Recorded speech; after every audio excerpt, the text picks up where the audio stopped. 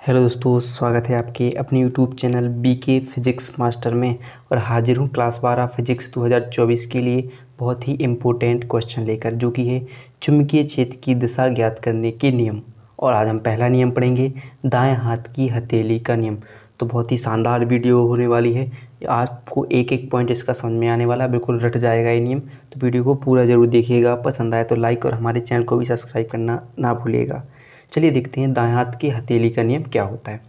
तो देखिए, सबसे क्या है कि यदि हम अपने दाएं हाथ के पंजा, जो भी दाएं हाथ का पंजा है, उसको इस प्रकार फैलाएं। देखिए, इस प्रकार फैलाएं कि जो उंगलियां तथा अंगूठा एक दूसरे के क्या हो, लंबवत हों। ये हो एक दूसरे कैसे हो, लंबवत हों। लंबवत दिखा दे, लंबवत हों।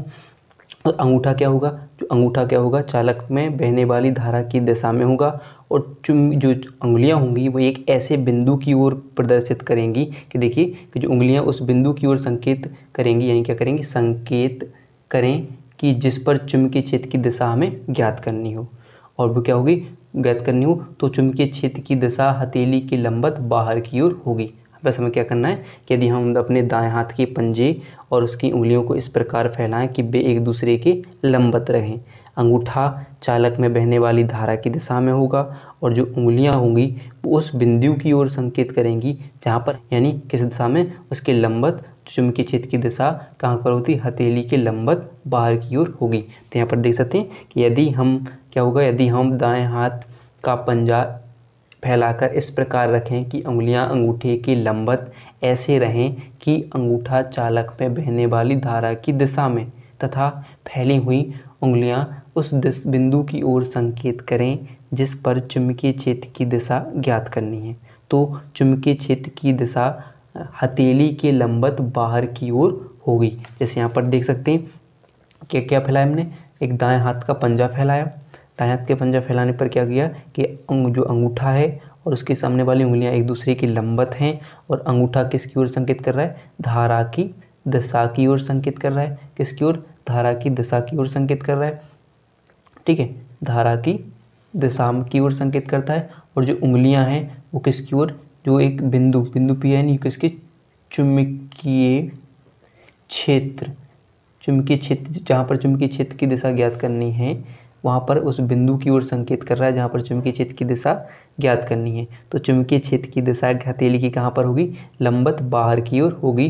तो ये चुंबकीय क्षेत्र की दिशा, और ये क्या है, बी क्या है, चुंबकीय क्षेत्र होगा। तो यही हो जाएगा हमारे दाएं हाथ की हथेली का नियम हो जाएगा, जो कि पहला नियम है चुंबकीय क्षेत्र की दिशा ज्ञात करने का नियम।